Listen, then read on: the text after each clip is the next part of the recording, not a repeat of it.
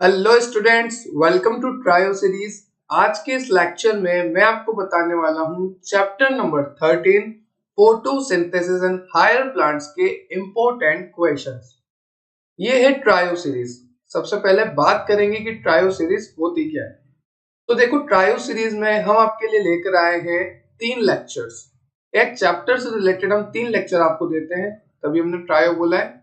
और इन 3 लेक्चर में स्टार्टिंग के जो 2 लेक्चर होते हैं उसमें हम आपको चैप्टर अच्छे से डिस्कस करते हैं, पूरा चैप्टर। जैसे चैप्टर नंबर 13 क्या है बेटा, फोटोसिंथेसिस इन हायर प्लांट। तो चैप्टर नंबर 13 को मैंने स्टार्टिंग के 2 लेक्चर में बहुत अच्छे से डिफाइन किया है कि फोटोसिंथेसिस क्यों होती है, फोटोसिंथेसिस कैसे होती है, C3 प्लांट क्या होते हैं, C4 क्या होते हैं, किसमें कौन सी साइकिल चलती है, फोटो रेस्पिरेशन कहाँ पर होता है, ब्ला ब्ला ब्ला ब्ला ब्ला। ये सारा जो है मैंने आपको स्टार्टिंग के 2 लेक्चर में बताया। ठीक है। और आज के इस वीडियो में हम क्या करने वाले हैं, आज की इस वीडियो में हम देखेंगे थर्ड लेक्चर। और थर्ड लेक्चर क्या होता है हमारा, इंपॉर्टेंट क्वेश्चंस का।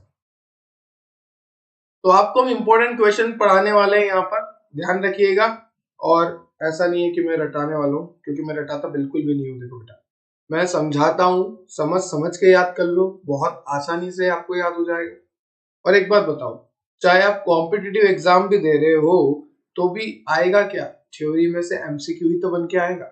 और जब आपकी थ्योरी क्लियर हो जाएगी तो आपके बोर्ड, क्लास 11 के एग्जाम भी और आपके एमसीक्यू सब क्लियर हो जाएंगे। तो करना क्या है, बेसिकली थ्योरी क्लियर करनी है। क्या क्लियर करनी है, थ्योरी।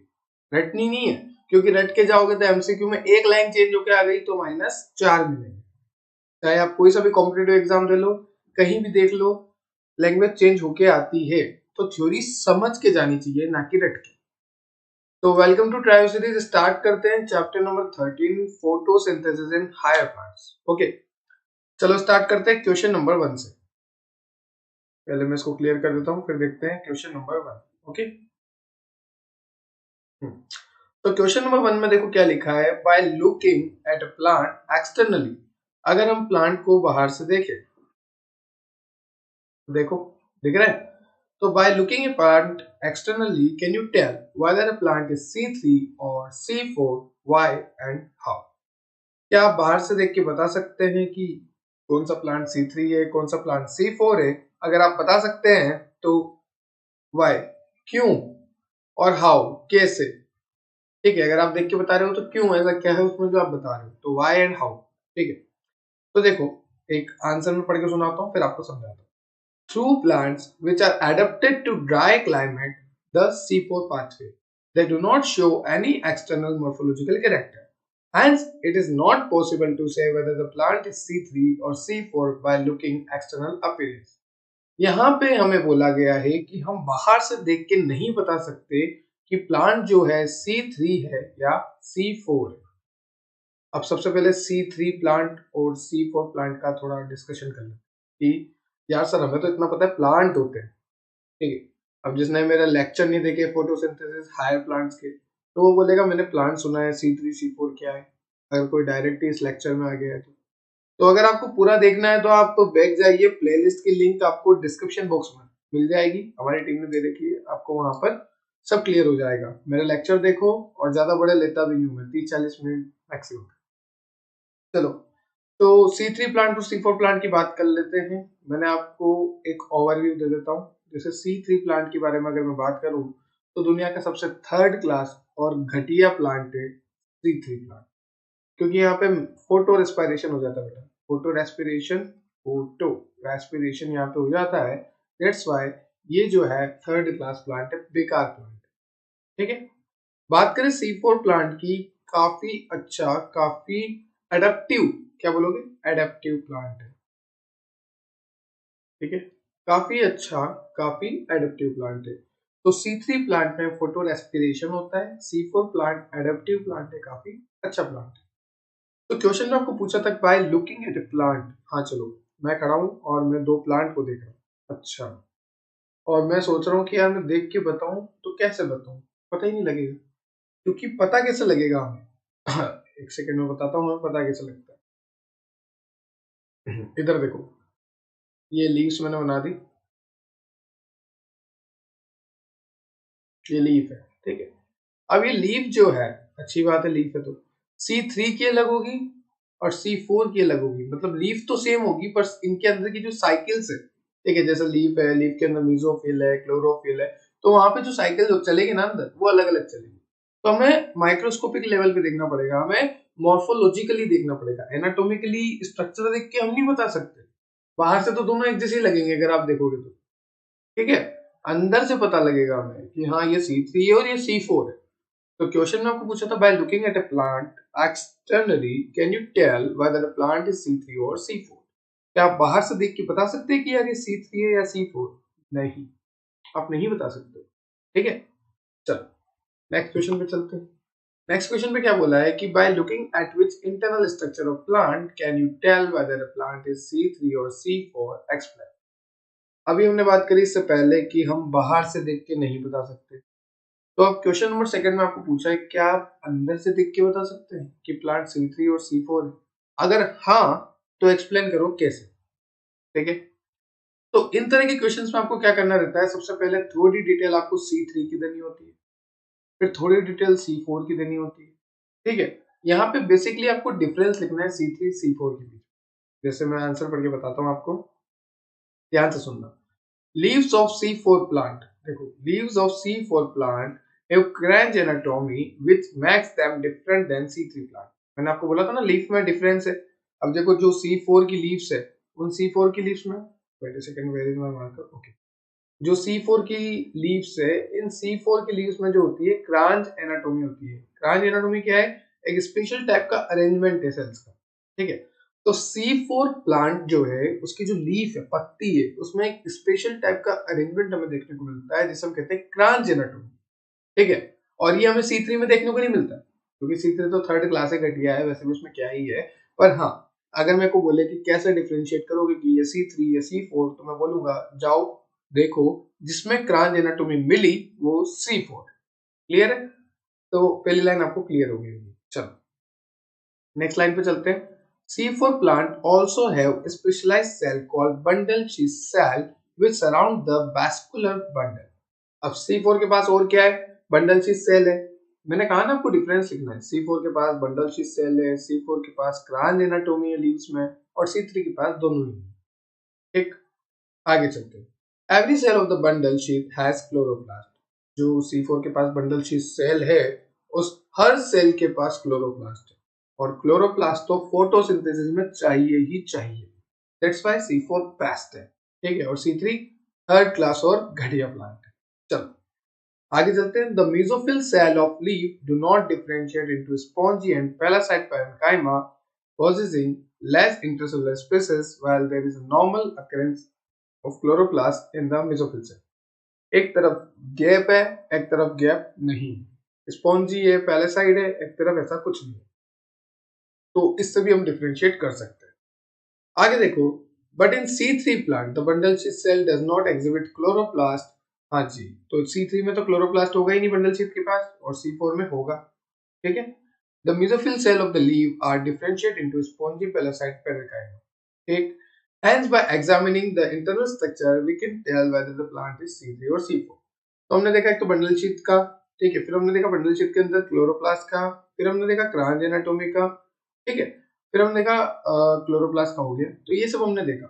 तो हमें क्या करना है बेसिकली, इन तरह के क्वेश्चंस में वहां के क्वेश्चन आते हैं कि आप जाइए जाकर देखिए कि ये प्लांट C3 या C4, तो आपको बोल देना हम देख के तो पता नहीं कर सकते बाहर से। फिर आपको बोलेंगे अगर अच्छा आप अंदर से देखना चाहो, मॉर्फोलॉजिकली देखना चाहो, लीफ देखना चाहो, तो आपको क्या क्या डिफरेंस मिलेंगे, तो आपको ये सारे डिफरेंस लिख देना। ये था आपका क्वेश्चन नंबर सेकंड। क्लियर है बेटा? क्लियर है तो आगे चलते हैं, देख लो, और ये आंसर का स्क्रीनशॉट ले लो चाहो तो, नहीं तो आप हमारी वेबसाइट विजिट कीजिए, वहां पे बहुत कुछ है आपके लिए, ठीक है। वेबसाइट पे आपको सब कुछ मिलेगा आईडी ग्राउंड पे। ये मैंने प्लांट के एग्जाम्पल बताए थे, ये हाउ एंड व्हाई, ठीक है। तो क्लियर अभी तक? चले आगे। चलो क्वेश्चन नंबर 3 में आपसे पूछा है, इवन तब a very few cell in C4 plant carry out the biosynthetic Calvin pathway yet they are highly productive। अच्छा, तो C4 में बोला है कि यार इसमें तो काफी कम सेल्स है, ठीक है, बायोसिंथेटिक कैल्विन पाथवे के लिए, फिर भी ये प्रोडक्टिव ज्यादा है, मतलब इसमें प्रोडक्ट ज्यादा बनता है, ऐसा क्यों? कि अगर सेल कम है तो फिर प्रोडक्टिव ज्यादा क्यों है, प्रोडक्ट ज्यादा क्यों है, ऐसा आपको पूछे। तो देखो, plant productivity can be estimated by the rate at which photosynthesis takes place. बिल्कुल मैटर करता है एक टाइम को कि हाँ सेल कितनी है, ठीक है, एक टाइम को मैटर करता है, पर जहां फोटोसिंथेसिस ही बहुत ज्यादा हो रही है वहां मैटर ही नहीं करता। देखो, plant productivity can be estimated by the rate at which photosynthesis takes place. एक बात बताओ, इस लाइन का मैं मतलब बताता हूँ। जैसे ये प्लांट है, ये सन है, सन से सनलाइट आ रही है, ठीक है, जितनी ज्यादा सनलाइट उतना ज्यादा लीव जो है ग्रीन कलर का पार्ट, ये इसमें क्लोरोफिल लेगा सनलाइट को और फूड बनाएगा। फूड क्या है? प्रोडक्टिविटी है, मतलब प्लांट ने क्या बनाया। तो जितनी ज्यादा सनलाइट उतना ज्यादा फूड, उतना ज्यादा फूड मतलब उतनी ज्यादा प्रोडक्टिविटी, ठीक है। तो यहाँ पे यही कहना चाह रहा है कि प्लांट प्रोडक्टिविटी जो है एस्टिमेट कर सकते हैं by the rate which photosynthesis takes place. किस रेट पे फोटोसिंथेसिस हो रही है? The amount of carbon dioxide in a plant is directly proportional to the rate of photosynthesis। जितना ज्यादा कार्बन डाइऑक्साइड होगा प्लांट में, क्योंकि फोटोसिंथेसिस के लिए क्या चाहिए, मैंने आपको लास्ट लेक्चर में भी बताया था। देखो मैं एक बार वो बता देता हूँ कि फोटोसिंथेसिस के लिए क्या चाहिए। सबसे पहले हमें चाहिए सनलाइट, ये सनलाइट मैंने निकाल दी। हमें चाहिए CO2, निकाल दिया। हमें चाहिए क्लोरोफिल, ठीक है। ये सब होके आपका बनेगा फूड, जैसे ग्लूकोज। ओके, तो सनलाइट चाहिए, CO2 चाहिए, क्लोरोफिल चाहिए। CO2 क्यों चाहिए? क्योंकि यार CO2 प्लांट लेता है, ठीक है, और ऑक्सीजन हमें देता है। उल्टा काम है प्लांट का, और अपना क्या है? अपन तो ऑक्सीजन लेने वाले लोग हैं, ठीक है। ऑक्सीजन लेंगे और CO2 छोड़ेंगे। और प्लांट में क्या है? प्लांट में CO2 लेगा और ऑक्सीजन छोड़ेगा। अगर आपको याद हो जोसेफ पिस्टले का बेल जार एक्सपेरिमेंट, जिसमें उन्होंने चूहा हुआ रखा था, एनसीईआरटी में डायग्राम भी आपकी। और जिसे नहीं याद हो बैठ जाओ, लेक्चर देखो, बहुत आसानी से और बहुत जल्दी से और बहुत अच्छे से याद हो जाएगा, ठीक है। तो देखो, क्वेश्चन पे आते हैं वापस। तो C4 में ऐसा क्या है? आप जानते हो, जैसा कि आप जानते हो कि जितना ज्यादा ग्लूकोज कभी बनेगा जब सनलाइट अच्छी हो, CO2 अच्छी हो, क्लोरोफिल अच्छा हो। तो CO2 directly proportional to product, ये कह सकता हूँ। तो यही वो लिखा है कि the amount of carbon dioxide in plant is directly proportional to the rate of photosynthesis. Carbon dioxide जितना ज्यादा प्लांट में होगा उतनी ही ज्यादा फोटोसिंथेसिस प्लांट करेगा। In C4 plant, very few of the cell carry out the biosynthetic pathway, yet they are highly productive। हाँ, अब C4 प्लांट की बात करें तो यार उसमें तो काफी कम सेल है, फिर वो हाईली प्रोडक्टिव कैसे? अब जाके अपना आंसर शुरू होगा। तो देखो, ये कुछ तरीके होते हैं आंसर को लेंथी करने के, या हम पहले उसका वो बता देते हैं फिर अब बताते हैं, ठीक है। जैसे होता है ना, किसी की तारीफ कर रहे हैं तो अरे कि वो तो ये है, वो है, वो है, फिर मेन काम पे आते हैं कि अच्छा वो ये करता है, ठीक है। शुरू में तो हम पहले बड़ा बड़ा के बताते हैं कि इसमें ऐसा है, इसमें वैसा है, फिर लास्ट में बोलते हैं कि इसका काम ये है, ठीक है, इसका सोर्स ऑफ इनकम ये है। तो ऐसा होता है। तो इस तरह से आपको रीजन देना है। अब देखो, रीजन सबसे पहले क्या है? सबसे पहला रीजन है they have a mechanism that increase the CO2 concentration at the site of energy. Okay, तो इनके पास एक तरह का मैकेनिज्म है जिसमें जो है CO2 की कंसंट्रेशन बढ़ जाती है प्लांट में। और किस जगह बढ़ती है? जहाँ पे साइट है, मतलब जहाँ पे काम चल रहा है वहीं पे CO2 बढ़ जाएगी। और प्लांट को CO2 चाहिए, क्योंकि अभी हमने देखा कि CO2 directly proportional to the rate of photosynthesis. जितनी ज्यादा CO2 उतना ज्यादा फोटोसिंथेसिस। क्लियर है? चलो, नेक्स्ट लिखा है कि mesophyll cell are broken down in the bundle sheath cell that result in CO2 release. Okay, mesophyll cell जो है ब्लॉक हो जाती है, टूट जाती है बंडल शीथ सेल में, जिसकी वजह से CO2 रिलीज होती है। और CO2 रिलीज होगी तो वापस प्रोडक्शन बढ़ेगा। तो कम सेल होने के बावजूद भी प्रोडक्शन किसे बढ़ रहा है? CO2 CO2 CO2। कैसे भी बढ़ाओ CO2, CO2 बढ़ाओ, प्रोडक्शन बढ़ाओ, सीधी सी बात है। प्लांट में तो प्लांट में CO2 जितनी ज्यादा, प्रोडक्शन उतना ज्यादा। प्रोडक्शन बढ़ाओ, किससे बढ़ाओगे? CO2 से। Now next, mesophyll cell are broken down into bundle sheath cell. हो गया ये। नाउ नेक्स्ट क्या है? RuBisCO function as carboxylase minimizing the oxygenase activity. यहाँ पे जो रुबिस्को है वो क्या करता है? ऑक्सीजनेस एक्टिविटी को मिनिमाइज करता है, ठीक है, और खुद काम करता है एज ए कार्बोक्सिलेज। किसकी तरह काम करता है ये? कार्बोक्सिलेज की तरह ये काम करता है, ठीक है। अब देखो, increase in photosynthesis make C4 plant more productive. बिल्कुल। अब C4 प्लांट प्रोडक्टिव क्यों है? क्योंकि CO2 ज्यादा है। वो CO2 किसी भी वजह से हो रही है, या तो कंसंट्रेशन बढ़ गई है, या दिक्कत क्या आ रही है कि मेसोफिल सेल जो ब्लॉक होती है बंडल शीथ सेल में, तो वहां पे भी CO2 बढ़ती है। तो कैसे भी CO2 बढ़ रही है तो उस टाइम क्या होगा? फोटोसिंथेसिस बढ़ेगी। तो हमारा आंसर ये है कि C4 में अगर केल्विन साइकिल चल रही है और अच्छे से चल रही है, कम सेल होने के बावजूद भी उसमें फोटोसिंथेसिस क्यों ज्यादा है? आंसर जाएगा CO2। चलो, क्लियर है आपको? ये क्लियर है, ये क्लियर है, ये क्लियर है। चले आगे। अब देखो, क्वेश्चन नंबर 4 में आपसे बोला है कि rubisco is enzyme that it both oxylase and carboxylase दोनों की तरह बिहेव करेगा। कार्बोक्सिलेज की भी तरह बिहेव करेगा और ऑक्सीजनेज की भी तरह ये बिहेव करेगा। ठीक है, कार्बोक्सिलेज की भी तरह करेगा, ऑक्सीजनेज की भी तरह करेगा। Why do you think Rubisco carries out more carboxylation in C4 plant?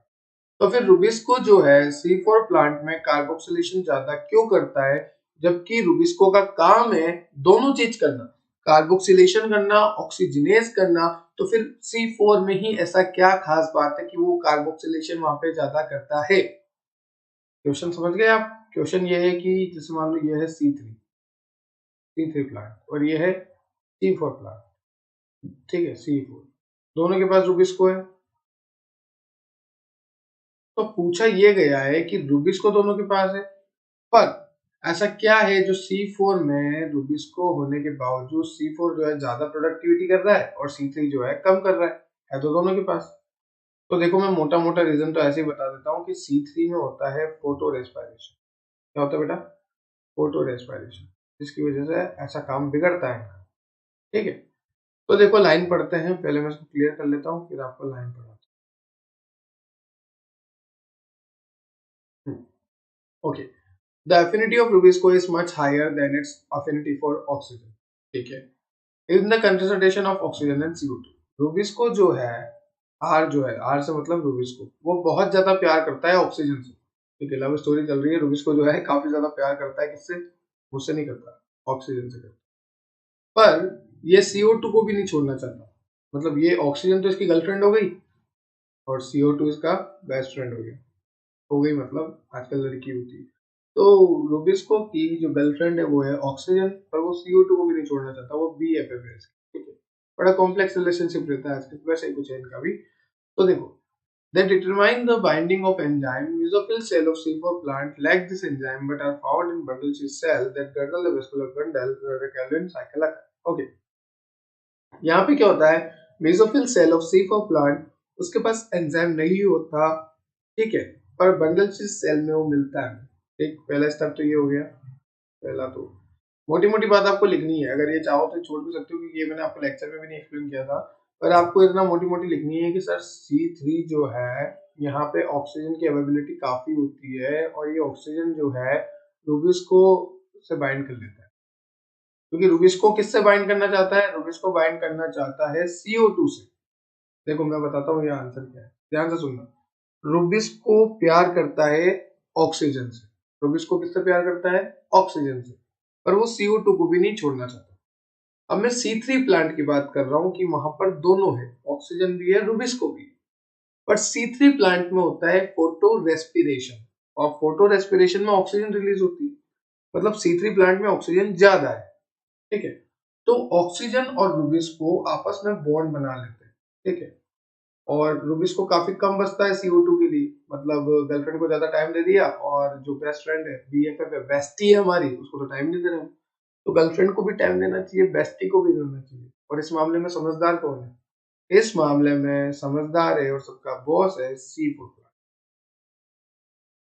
ठीक है, ये गर्लफ्रेंड और बेस्ट फ्रेंड मतलब बेस्टी दोनों को मैनेज करके चलता है। तो who is best? C4। Who is good? C4। Why C4 is good? Why C4 is best?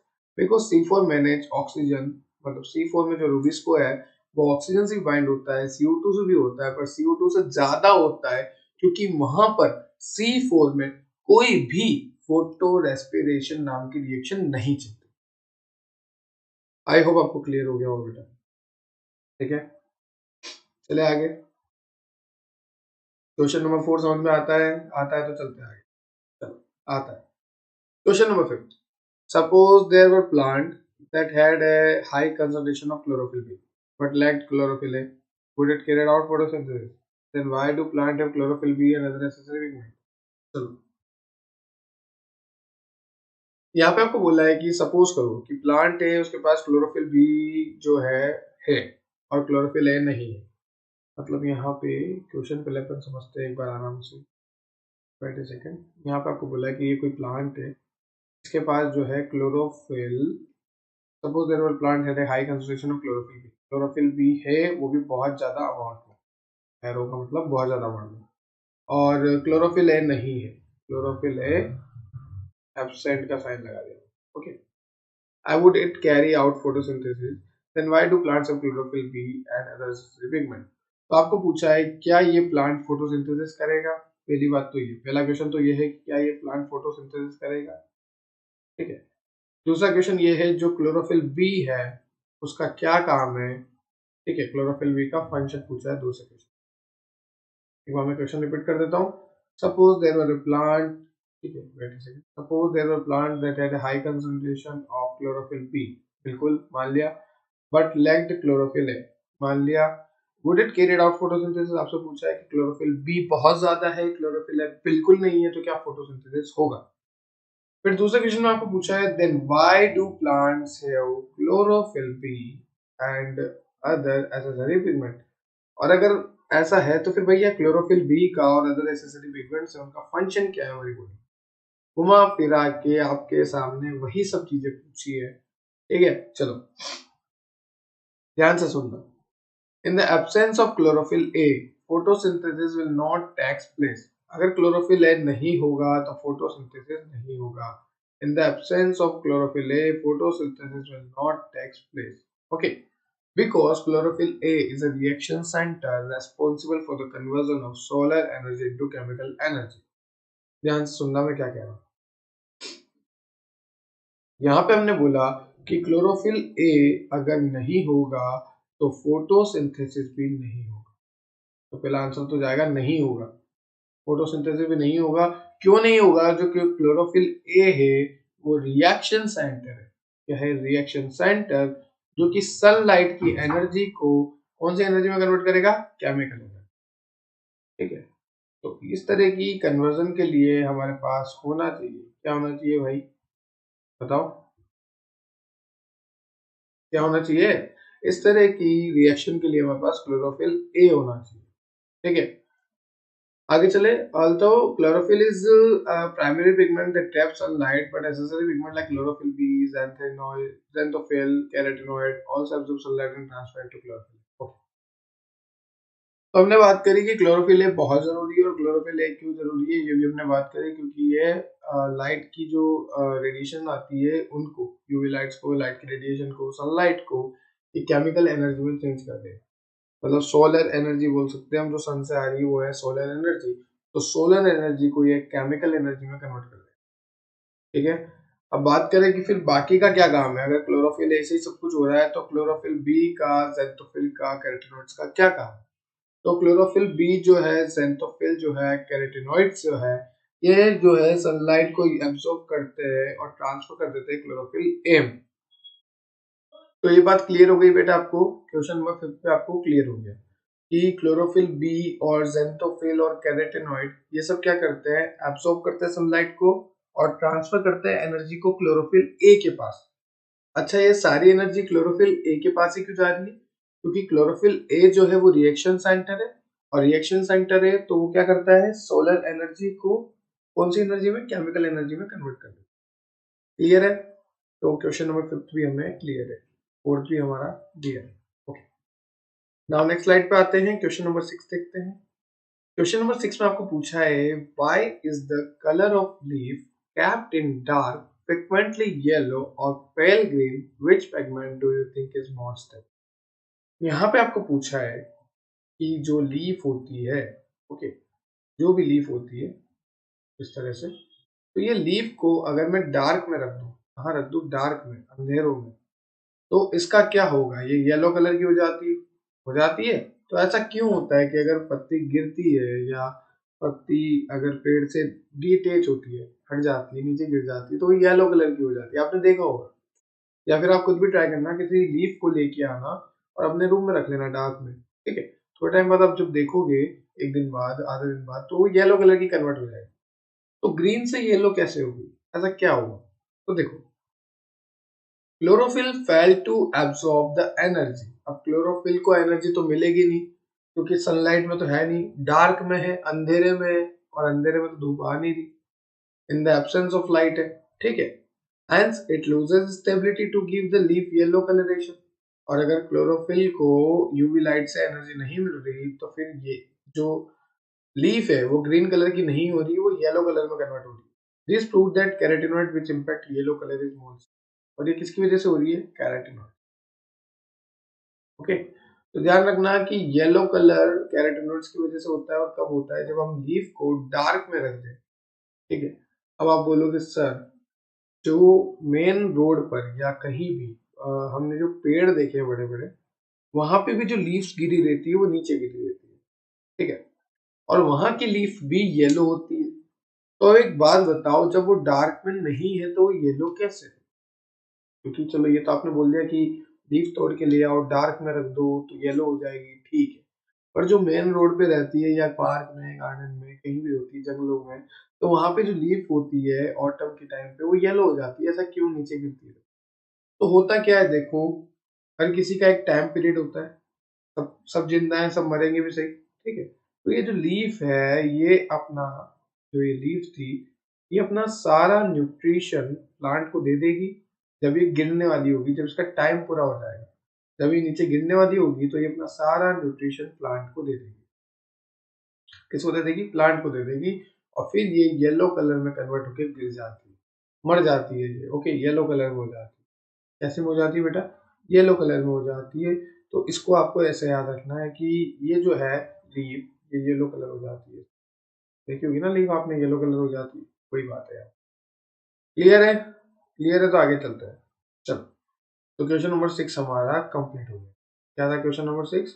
Green colour से येलो कलर कैसे होता है। हाँ, क्वेश्चन नंबर 7 हम देखते हैं। Look at leaf of the same plant on the shady side and compare it with the sunny side. Or compare potted plant kept in sunlight with shade plant. Which of them have darker green? Okay. सीधी सी बात है, बहुत easy question है। देखो क्या बोल रहा है, बस बातें घुमा रखी है। यहाँ पे आपको पूछा है कि आपके पास दो प्लांट, एक ये रहा, ठीक है, एक ये रहा। एक तो प्रॉपर सनलाइट मिल रही है, मस्त धूप में है, ठीक है, धूप बना दी मैंने नीचे, नीचे से देखो आपको दिख रहा होगा। और एक जो है हमारे घर के अंदर है, मतलब इस जगह पे है कि जहाँ पे उसे कम से कम सनलाइट मिल रही है, ठीक है, मिल ही नहीं रही है, लगभग लगभग नहीं मिल रही, कम से कम मिल रही है। तो कौन सा प्लांट की जो लीफ होगी वो ज्यादा ग्रीन होगी? सीधी सी बात है, ज्यादा ग्रीन वही होगी जिसको सनलाइट प्रॉपर मिल रही होगी। मतलब ये वाली फर्स्ट वाली, इसको सनलाइट प्रॉपर मिल रही है, क्योंकि ये ओपन में है, तो ये ग्रीन होगी ज्यादा, ठीक है। अब आगे क्वेश्चन में ऐसा घुमा के पूछा है कि कंपेयर करो पॉटेड प्लांट को जो कि सनलाइट में है, और एक उसको जो कि शेड में है। शेड मतलब अंधेरे में। तो वही बात हो गई, एक तो पोटेड प्लांट है जो हमने बो रखा है, वो तो धूप में है मस्त, मान लो ये हमने कुछ बो रखा है, तो ये तो मस्त धूप में है, तो इसको धूप मिलेगी। और एक छाया वाला है, ठीक है, जिसपे वही नहीं आ रही, जैसे मान लो प्लांट है और इस पे वही नहीं आ रही धूप, तो किसमें ग्रीन कलर की लीफ जो है ज्यादा होगी? इसी में होगी ना जिसपे धूप आ रही है, इधर भी इसी में होगी जिसपे धूप आ रही है। तो सनलाइट तो जरूरी है। देखो आंसर, देखो आप आंसर कैसे लिखना है। Leaves in the shade get less sunlight to carry out photosynthesis than plant kept in sunlight. In leaves that get less sunlight, more chlorophyll is present to carry out photosynthesis efficiently. In the presence of strong light, the orientation of chloroplast in mesophyll cell are irregular and vertical along the wall. Also, in bright light, photooxidation of chloroplast takes place, while non-oxidation takes place in shade region. And the plant kept in shade have dark or green leaves due to high concentration of chlorophyll. यहाँ पे थोड़ा सा correction कर लो, question बहुत ही शानदार है। देखो, एक तो ये रीजन तो बिल्कुल सही है कि हाँ, जितना ज्यादा वो होगी सनलाइट, और उतनी ज्यादा ग्रीन कलर की लीफ होगी, और जैसे सनलाइट से हम हटा देंगे तो येलो कलर हो जाएगी। पर यहाँ पे एक बहुत अच्छा रीजन आप सुनो, एक और बहुत दिमाग खोलने वाला कंसेप्ट सुनो, देखो ध्यान से सुनो। Wait a second. हाँ जी, ध्यान से सुनना। ओके, कहाँ गया अपना मार्कर? पहले तो इसको क्लियर कर लेते हैं। मार्कर को रेड कलर है, ठीक है।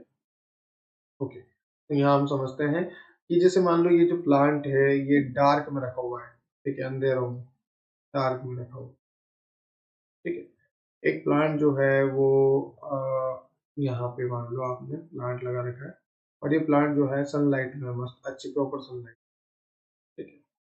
अब इस डार्क वाले प्लांट को उठा के मैं सनलाइट में रख दूँ, इस डार्क वाले प्लांट को उठा के मैं सनलाइट में रख दूँ। देखिए मैंने यहाँ रखा है, ये प्लांट जो था ये डार्क वाला था, ये वाला प्लांट था।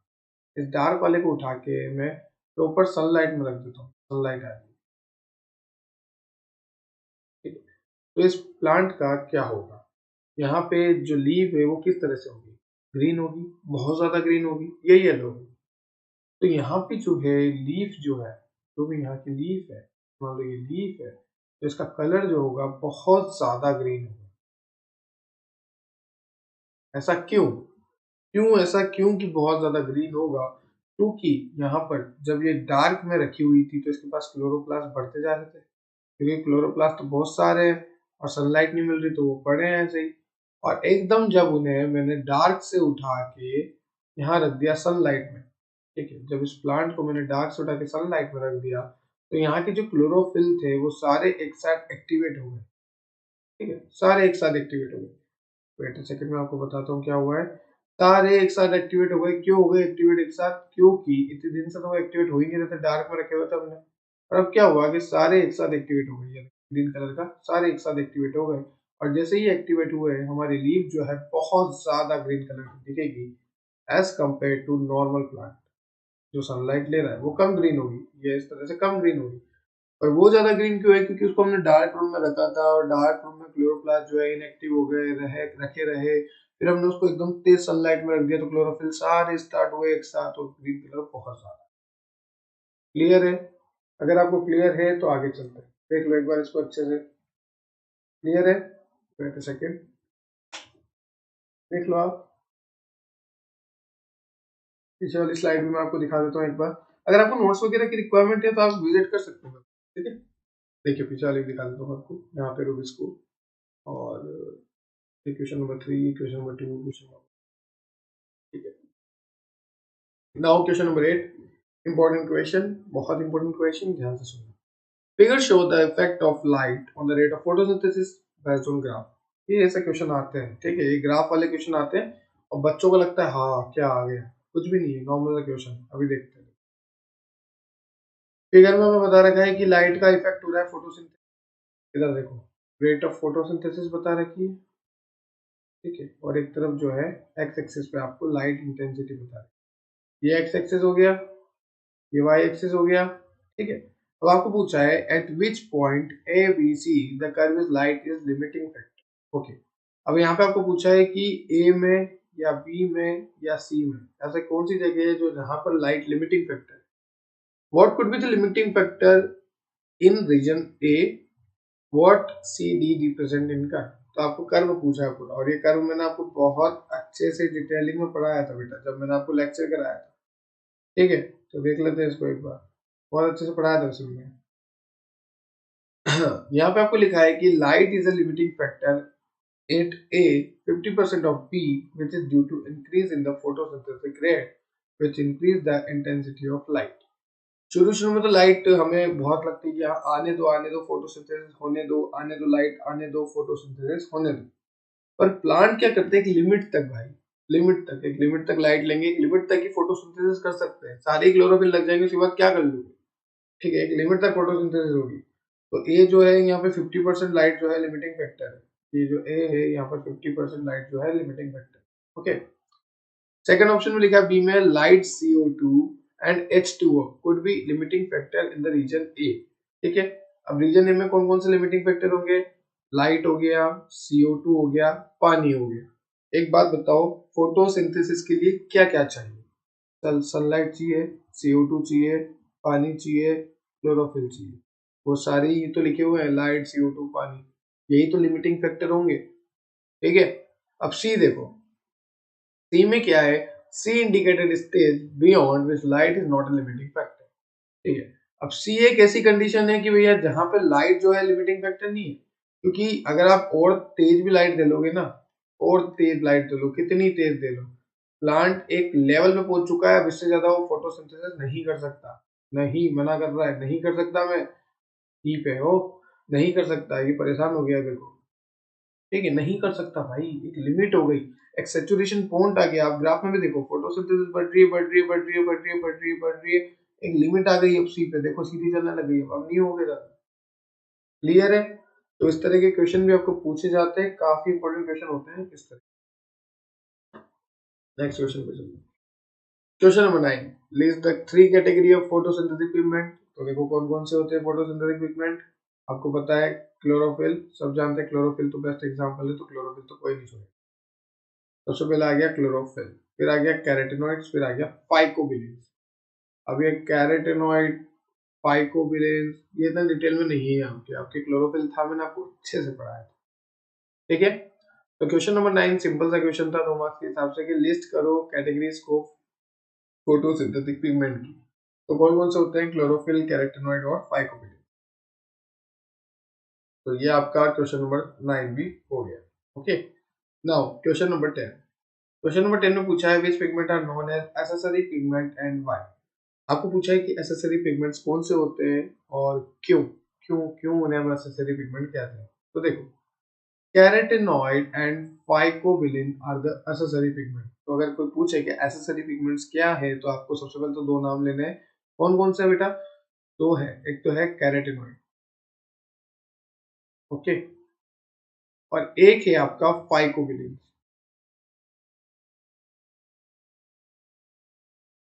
तो carotenoids and phycobilins are two, क्या है ये, accessories pigment, okay, in plants. Carotenoids and phycobilins are the two accessory pigments in plants. Clear है? They absorb light in this wavelength range, not absorbed by chlorophyll and transfer it to chlorophyll. अच्छा, जैसे मान लो sunlight आ रही है, अब कोई wavelength कम है, किसी दिन बादल है, वेवलेंथ कम है, सही से आ नहीं पा रही लाइट, तो उस दिन क्या होगा, जो प्लांट में एसेसरी पिगमेंट होंगे, कौन कौन से होते हैं, एक तो कैरोटेनॉइड होता है और एक फाइकोबिलिन्स होता है। तो ये कैरोटेनॉइड और फाइकोबिलिन्स इस सनलाइट की वेवलेंथ को एब्जॉर्ब कर लेंगे, जिस वेवलेंथ से आ रही है ना, ये कैरोटेनॉइड और फाइकोबिलिन जो है एब्जॉर्ब कर लेंगे और ये दे देंगे क्लोरोफिल को। ठीक है, तो यही यहाँ पे लिखा हुआ है, देखो क्वेश्चन नंबर 10 का आंसर ध्यान से सुनना। Carotenoids and phycobilins are the two accessory pigments. अब क्यों एसेसरी है, क्योंकि मान लो किसी वेवलेंथ में लाइट आ रही है जिसको सिर्फ कैरोटेनॉइड और फाइकोबिलिन्स ही पकड़ सकते हैं, तो इन्होंने उस लाइट को एब्जॉर्ब किया और जो ट्रांसफर कर दिया किसमें, क्लोरोफिल में। तो ये एसेसरी है, ये जरूरी है, क्योंकि जब कभी अगर कभी ऐसी वेवलेंथ में लाइट आती रही तो क्लोरोफिल के पास तो कुछ पहुंच ही नहीं पाएगा। तो उस टाइम पे कैरोटेनॉइड और फाइकोबिलिन एनर्जी को देंगे, लाइट एनर्जी को, सोलर एनर्जी को, और दे देंगे क्लोरोफिल। क्लियर है? क्लियर करें स्लाइड, क्लियर करें, आगे चले। ठीक है, अब देखो क्वेश्चन नंबर 11 में आपको पूछा है कि what does chlorophyll do the light falling on it. Chlorophyll molecule become excited as soon as light falls on it. It was given out an electron acceptor which returned to release gradual energy in the form of ATP. यहाँ पे क्या होता है कि जैसे ही अभी मान लो ये प्लांट है, क्या है, प्लांट, और यहाँ पर मैं बताता हूँ आपको, ये है क्लोरोफिल। ओके, ये प्लांट है पूरा, ये क्या है, प्लांट है, और ये क्या है, यहाँ पर ये है क्लोरोफिल। अब हुआ क्या, जैसे सनलाइट आई, सनलाइट आते ही इस क्लोरोफिल पे पड़ी, मान लो रात हो रही थी, अभी ये क्लोरोफिल शांति से बैठा है, सुबह हुई, धूप निकली, सनलाइट आई, इस क्लोरोफिल पे पड़ी, तो ये क्लोरोफिल कैसा हो जाएगा, एक्साइट हो जाएगा कि हाँ फोटोसिंथेसिस करेंगे, फोटोसिंथेसिस करेंगे। तो ये लिखा है chlorophyll molecule become excited as soon as the light fall on it. ठीक है, it was given out an electron acceptor which return to release gradual energy, और एनर्जी किस फॉर्म में रिलीज होती है, यहाँ पर एटीपी। ठीक है, लास्ट क्वेश्चन, क्वेश्चन नंबर 12 आपका। ठीक है, छोटे क्वेश्चंस में क्वेश्चन नंबर 12 में क्या पूछा है आपसे, उसके बाद भी शायद स्लाइड है 13, 14, 15, 16, 17। ओके, छोटा क्वेश्चन का लास्ट क्वेश्चन है। देखो क्वेश्चन नंबर 12 में आपसे पूछा है which pigment system absorb the red wavelength of light. तो आपको यहाँ पे बोला है कि जो रेड वेवलेंथ लाइट की वो कौन एब्जॉर्ब करता है, कौन सा फोटो सिस्टम एब्जॉर्ब करता है, तो आपका आंसर जाएगा पीएस फर्स्ट। ठीक है, पीएस फर्स्ट जो है वो रेड वेवलेंथ को एब्जॉर्ब कर लेता है। अभी पीएस वन क्या है, फोटोसिंथेटिक सिस्टम वन। ठीक है, ये मैंने आपको लेक्चर में भी पढ़ाया। चलो नेक्स्ट देखते हैं, क्वेश्चन नंबर 13 को देखते हैं। क्वेश्चन नंबर 13 में आपसे पूछा है, name the two main set of reaction in photosynthesis in which light energy is required, write down the reaction. हमें फोटोसिंथेसिस में ऐसी दो रिएक्शन बताओ जिसमें लाइट एनर्जी का यूज हो रहा है। चलो सबसे पहला आपको यहाँ पे दिखा रखा है, photolysis for breaking down of water molecule. Water molecule को तोड़ने के लिए एनर्जी चाहिए। हमने स्टार्टिंग में भी देखा था, जो सनलाइट आ रही थी वो सनलाइट जो है एनर्जी तो है, और वो वाटर के मॉलिक्यूल को ब्रेक कर रही थी। और क्वेश्चन में आपको बोला है कि ऐसी दो रिएक्शन बताओ जिसमें एनर्जी की सनलाइट की जरूरत पड़ रही है। तो वाटर को ब्रेक करने में सनलाइट की जरूरत पड़ेगी और 4H प्लस निकलेंगे। जैसे 4H2O था तो रह जाएगा 2H2 और 4H प्लस निकलेंगे, और 4 इलेक्ट्रॉन अगर 4H प्लस है तो। ठीक है, अब ये ध्यान से देखो, यहाँ पर मैं आपको मार्कर हटा के दिखाता हूँ। वेट ए सेकेंड। ओके, अब ध्यान से देखिए, आप यहाँ पर ये जो रिएक्शन है ये रिवर्सिबल, मतलब आपको दोनों तरफ ऐसे एरो दिख रहे होंगे, एक तरफ ऐसे और एक तरफ ऐसे। ये रिएक्शन जो है रिवर्सिबल रिएक्शन। ठीक है, सेकंड ऑप्शन देखो, सेकंड पॉइंट देखो, I mean photophosphorylation for the conversion of light energy into chemical energy. वहां पे भी हमें चाहिए, ठीक है, एनर्जी की रिक्वायरमेंट है। तो एडीपी को जब मैं आईपी दूंगा, what is ADP? ADP is adenosine diphosphate. अब इस एडिनोसिन डाइफॉस्फेट को, इस एडीपी को मैं जब फॉस्फेट दूंगा, फॉस्फेट इनऑर्गेनिक फॉस्फेट जब मैं दूंगा, तो इनऑर्गेनिक फॉस्फेट देते ही एक फॉस्फेट और ऐड होगा, तो डाई से बन जाएगा ट्राई। ट्राई मतलब तीन, एडिनोसिन ट्राई फॉस्फेट। क्लियर है? तो डाई से बन गया ट्राई। ये हुआ क्वेश्चन नंबर 13। चलते हैं नेक्स्ट क्वेश्चन पे, क्वेश्चन नंबर 14 पे।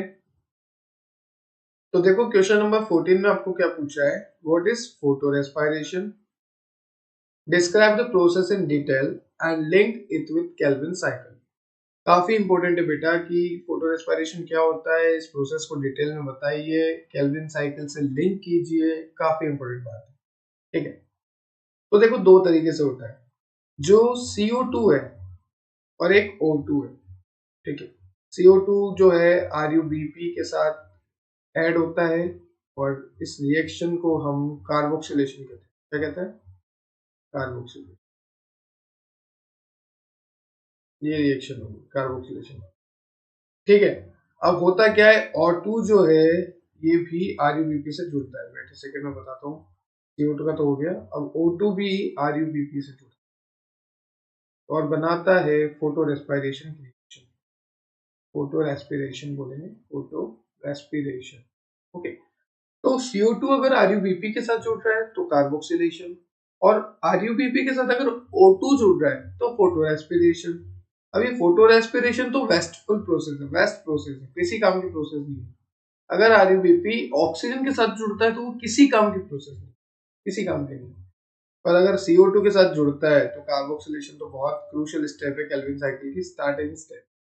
ठीक है, तो कार्बोक्सिलेशन है मतलब केल्विन साइकिल है, सीधी सी बात है। और जहां फोटो रेस्पिरेशन है वहां तो कोई मतलब नहीं। तो देखो ये जो दोनों रिएक्शन होती है, इन दोनों रिएक्शन को कैटेलाइज कौन करता है, इनकी स्पीड कौन बढ़ाता है? एक एंजाइम है जिसका नाम है रुबिस्को। क्या नाम है बेटा? Enzyme Rubisco. ये रुबिस्को जो है दोनों रिएक्शन की रेट को बढ़ाता है, चाहे CO2 RuBP से जुड़ रहा है, चाहे RuBP O2 से जुड़ रहा है, चाहे फोटो रेस्पिरेशन हो, चाहे कार्बोक्सिलेशन हो, RuBP के साथ चाहे CO2 जुड़े चाहे O2 जुड़े, रुबिस्को का काम होता है कैटेलाइज करने का। ठीक है, रुबिस्को दोनों को बढ़ावा देता है। देखो आगे क्या लिखा है, यहाँ पे आप एक बार पढ़ लो कि enzyme Rubisco catalyse the carboxylation reaction, जिसमें CO2 जो है RuBP के साथ जुड़ता है, और यही एंजाइम दिस एंजाइम ये भी कैटेलाइज करता है ऑक्सीजन भले आरयूबीपी के साथ जुड़े, तो चाहे फोटो रेस्पिरेशन हो चाहे कार्बोक्सिलेशन हो, हमारा रूबिस को जो है कैटेलाइज करेगा। Now respiration that is initiated in chloroplast and occur in light is called photorespiration।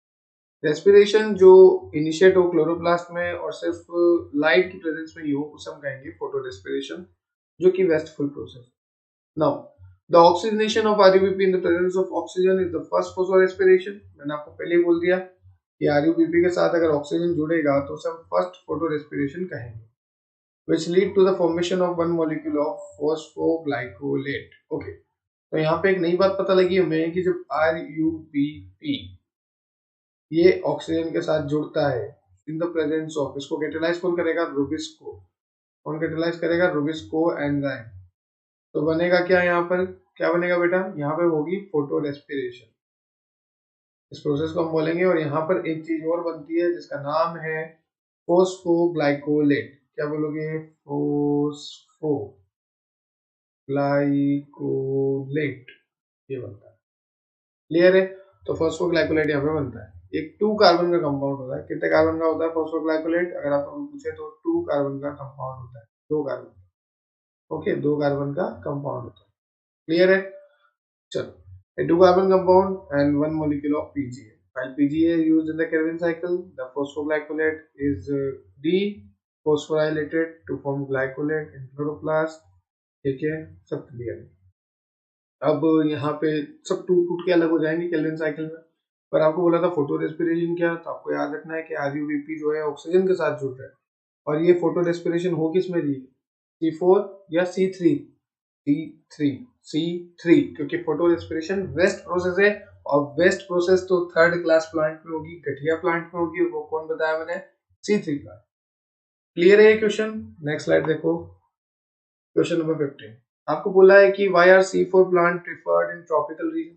Very good, बहुत अच्छा क्वेश्चन कि C4 प्लांट जो है प्रिफर क्यों करते हैं हम ट्रॉपिकल रीजन। तो देखो, C4 plant use 30 ATP molecule to make 1 molecule of glucose. C4 plant जो है 30 ATP के मॉलिक्यूल को यूज करते हैं ताकि एक ग्लूकोज बन जाए, which is preferred in tropical reason.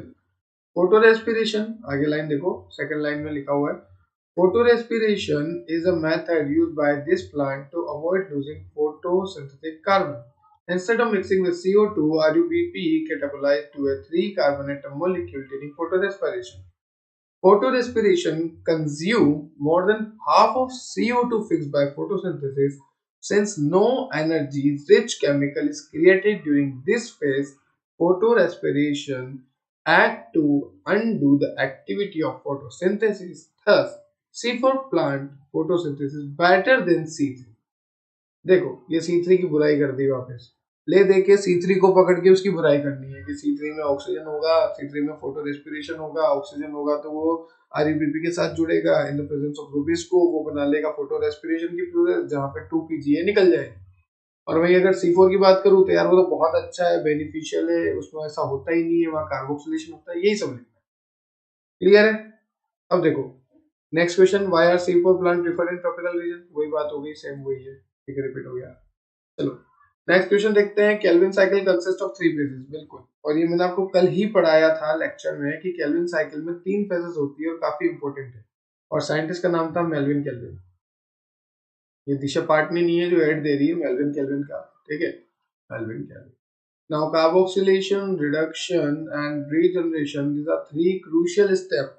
अब मैंने आपको अच्छे से समझाया था, तो जिसको भी पूरी साइकिल समझनी है, क्योंकि ये तो थ्योरेटिकल है, एक साइकिल भी है, और साइकिल समझने के लिए आपको देखना पड़ेगा लेक्चर। इस तरह से साइकिल है, यहाँ से चले घूम फिर के यहीं वापस आ गए, एक साइकिल है पूरी, ठीक है। तो वहां से आपको बहुत अच्छे से समझ में आएगा। यहाँ पे आपको इतना याद रखना है कि कार्बोक्सिलेशन में क्या होता है कि राइबोलोज 1,4,5 जो 20 फॉस्फेट है, मैं आपको भूल ही देता हूँ, वेट अ मिनट। देखो, ribulose 1,5 bis phosphate, ribulose 1,5 bis P से फॉस्फेट, ये जो है कंबाइन होता है CO2 के साथ। इसके साथ कंबाइन होता है CO2 के साथ, ठीक है। और क्या बनाता है? ये बनाता है 3 PG। क्या बनाता है बेटा? 3 PG। यही सब होता है कार्बोक्सिलेशन। रिडक्शन में कुछ नहीं है, कार्बोहाइड्रेट जरूरी है, एटीपी जरूरी है। रीजनरेशन में क्या होगा कि ये राइबोलोस 1,5 डिसफॉस्फेट वापस बन जाए। रीजनरेशन हो रहा है मतलब वापस बन रहा है। तो इसी तरह से आपको लिखना है, थ्योरी आपको लिखनी है, कंटेंट आपको समझना है। और कंटेंट समझ में जब भी आएगा जब आप लेक्चर देखोगे। चलो, end of the day, end of the show. Okay, तो ये सारे क्वेश्चंस आपको मिल जाएंगे, हमारी वेबसाइट आप विजिट कर सकते हैं। काफी इंपॉर्टेंट क्वेश्चन है। और मेजर क्वेश्चन की अगर बात करूं तो pigments, photosynthesis, C3, C4, photo respiration और केल्विन साइकिल, यही सब पूछेगा। ठीक है, आई होप आपको क्लियर हुआ होगा बेटा। Thank you so much, thanks for watching. और ट्रायो सीरीज के साथ बने रहिए, शुभम गुप्ता के साथ बने रहिए और अपने कंसेप्ट क्लियर करते रहिए। किसी को फिर भी कोई डाउट है, किसी को फिर भी कोई प्रॉब्लम है, कमेंट सेक्शन में कमेंट कीजिए। हमने हमारी इंस्टाग्राम, टेलीग्राम सब जगह की लिंक आपको दे रखी है, ज्वाइन हो जाइए, नोट्स डाउनलोड कीजिए, पढ़ना शुरू कीजिए, कंसेप्ट को समझना शुरू कीजिए। थैंक यू बच्चों, हैव अ नाइस डे।